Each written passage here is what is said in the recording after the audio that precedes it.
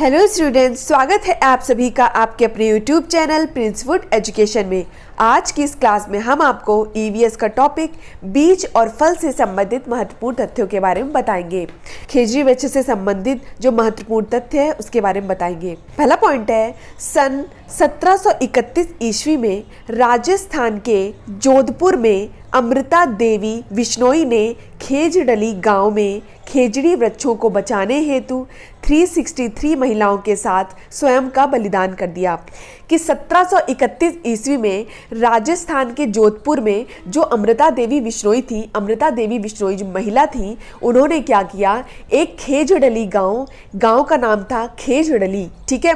वहां पे उन्होंने जो खेजड़ली गांव था उसमें खेजड़ी के वृक्ष पाए जाते थे, ठीक है। उसको बचाने के लिए उन्होंने 363 महिलाएं उस संगठन में शामिल हुई और उनके साथ उन्होंने उस वृक्ष को बचाने के लिए, खेजड़ी वृक्ष को बचाने के लिए स्वयं का बलिदान कर दिया। कब? 1731 में। कहां पर? राजस्थान के जोधपुर में। अमृता देवी बिश्नोई ने कौन से गांव में? खेजड़ली गांव में खेजड़ी वृक्षों को बचाने हेतु 363 महिलाओं के साथ स्वयं का बलिदान कर दिया।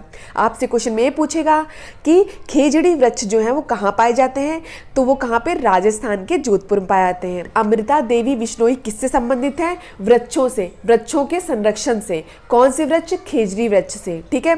और कौन सा गांव था? खेजड़ली गांव था। नेक्स्ट पॉइंट है, भारत सरकार ने इनके सम्मान में अमृता देवी वन्य जीव संरक्षण राष्ट्रीय पुरस्कार शुरू किया। जो अमृता देवी बिश्नोई थी, उन्होंने 363 महिलाओं के साथ स्वयं का बलिदान कर दिया था, इसलिए जो भारत सरकार थी उसने उनके सम्मान में अमृता देवी वन्य जीव संरक्षण राष्ट्रीय पुरस्कार शुरू किया।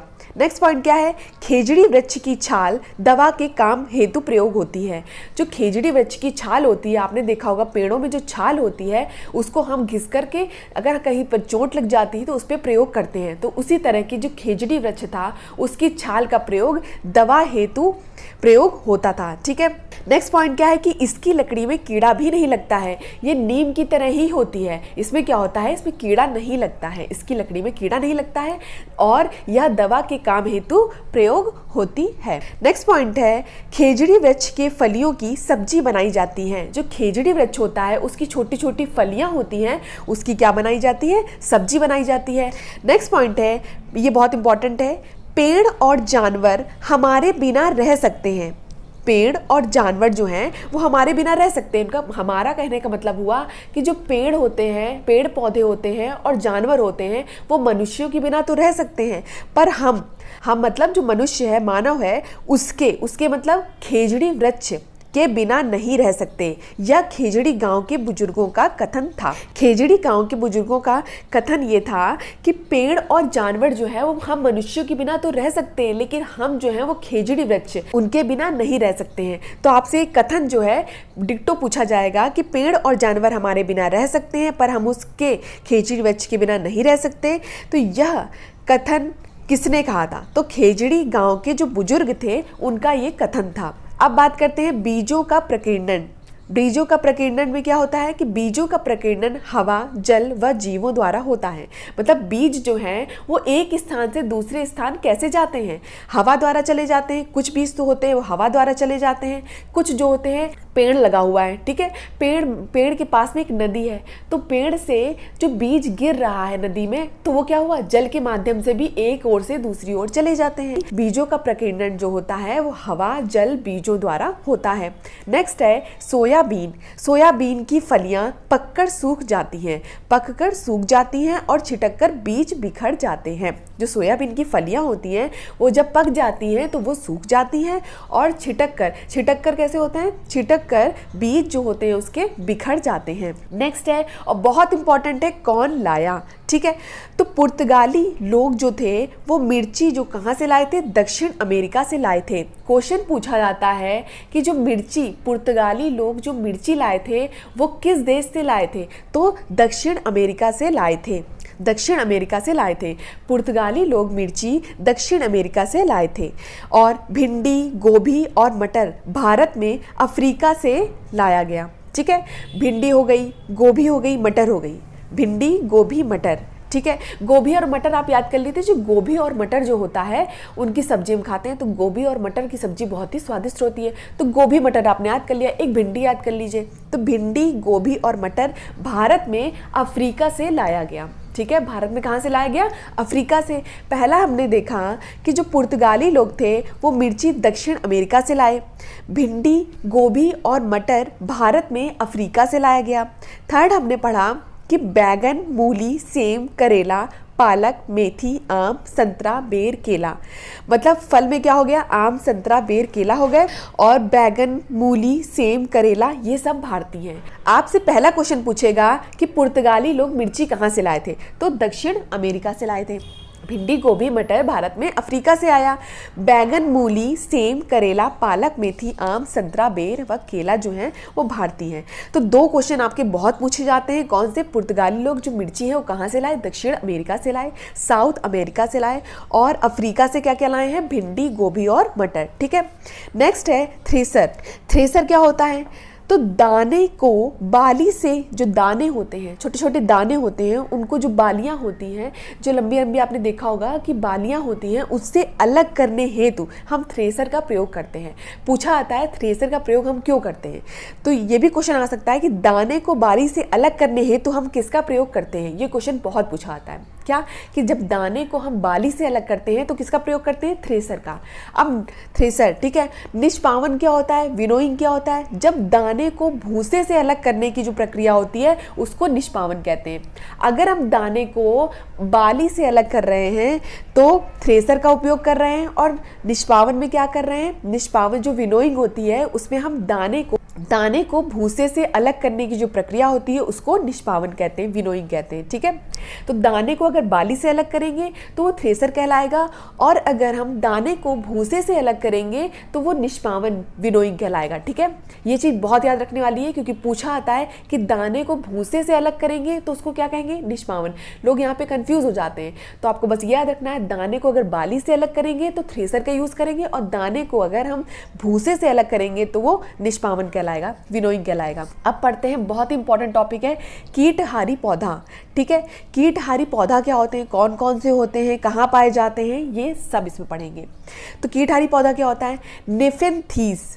नेफेंथीस को हम घटपर्णी या पिचर प्लांट भी कहते हैं। अब नेफेंथीस को हम पिचर प्लांट क्यों कहते हैं, घटपर्णी क्यों कहते हैं? क्योंकि घड़े के आकार का होता है, और जैसे ही किसी कीड़े को देखता है तो ये अपना फन फैला करके, फन मतलब उसकी एक पत्ती निकलती है, उसके द्वारा जो कीट होता है, कीड़ा होता है जिसको उसको खाना होता है, उसको ये अंदर कर लेता है।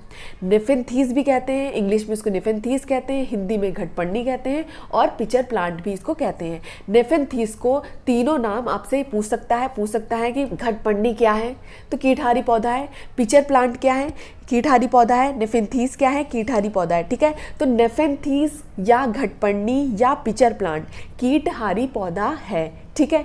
और ये घड़े के आकार का होता है, इसलिए इसको पिचर प्लांट कहते हैं। यह इंडोनेशिया में पाया जाता है और भारत के जो मेघालय है उसमें पाया जाता है। पहला हमने क्या पढ़ा? कीटहारी पौधा। तो कीटहारी पौधा में हमने पढ़ा कि नेफेंथीस या घटपर्णी या पिचर प्लांट कीटहारी पौधा है। यह इंडोनेशिया और भारत के मेघालय में पाया जाता है। अब कीटहारी पौधों के उदाहरण देख लेते हैं। ड्रोसेरा, एक ड्रोसेरा होता है, इसे सनड्यूस कहते हैं। Utricularia, fly trap, Venus, dionaea, sarracenia. आपको सबसे ज़्यादा इंपॉर्टेंट इसमें याद रखना है nepenthes, drosera, utricularia, fly trap और वेनस। ये सबसे ज़्यादा इंपॉर्टेंट आपको याद रखने हैं। कीटहारी पौधों के जो उदाहरण हैं वो है ड्रोसेरा, यूट्रिकुलेरिया, फ्लाइट रैप और वेनस। ये सबसे ज़्यादा इंपॉर्टेंट है और कहाँ पाए जाते हैं? इंडोनेशिया और भारत के मेघालय में पाया जाता है। नेफेंथीस को हम घटपर्णी या पिचर प्लांट भी कहते हैं। नेक्स्ट है वेलक्रो। वेलक्रो क्या था? तो वेलक्रो का आविष्कार जॉर्ज मेस्ट्रल ने 1948 में किया था। ये पूछा जाता है कि वेलक्रो का आविष्कार जो है वो जॉर्ज मेस्ट्रल ने 1948 में किया था। यह इन्होंने बीज के हुक व कुत्ते के बीच चिपके देखकर किया। वेलक्रो का जो आविष्कार हुआ था वो जॉर्ज मेस्ट्रल ने 1948 में किया था।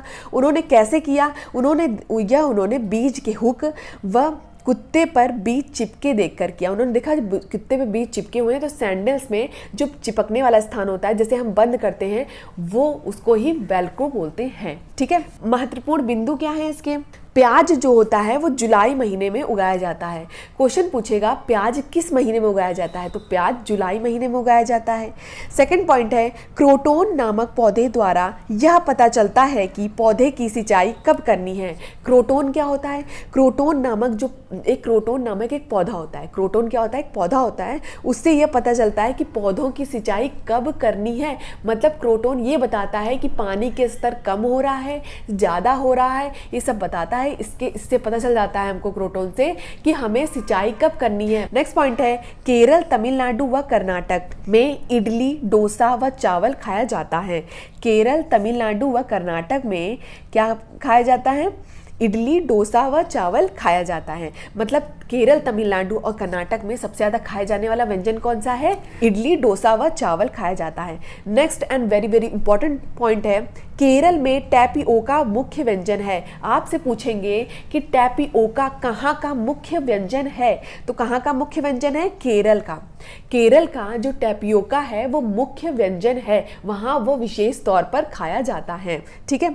नेक्स्ट है हांगकांग में सांप का व्यंजन खाया जाता है। अब हांगकांग में सांप का व्यंजन तो खाया जाता है, लेकिन इसे कहते क्या है? इसे कहते हैं लिंग हू फेन। इसे क्या कहते हैं? लिंग हू फेन कहते हैं कि हांगकांग में सांप का व्यंजन खाया जाता है, जिसे लिंग हू फेन कहते हैं। इस तरह से हमने क्या किया? बीज और फल से संबंधित महत्वपूर्ण तथ्यों को यहाँ पर पढ़ा। ठीक है। नेक्स्ट क्लास में हम इसका नेक्स्ट टॉपिक कराएंगे। बीएड एंड सीटेट की सभी क्लासेस देखने के लिए डिस्क्रिप्शन में जो लिंक दिया है वहां से जाकर आप देख सकते हैं। पीडीएफ के लिए आप हमारे टेलीग्राम चैनल को ज्वाइन कर सकते हैं, जिसका लिंक भी डिस्क्रिप्शन बॉक्स में दिया गया है। धन्यवाद। मिलते हैं अपनी नेक्स्ट क्लास में।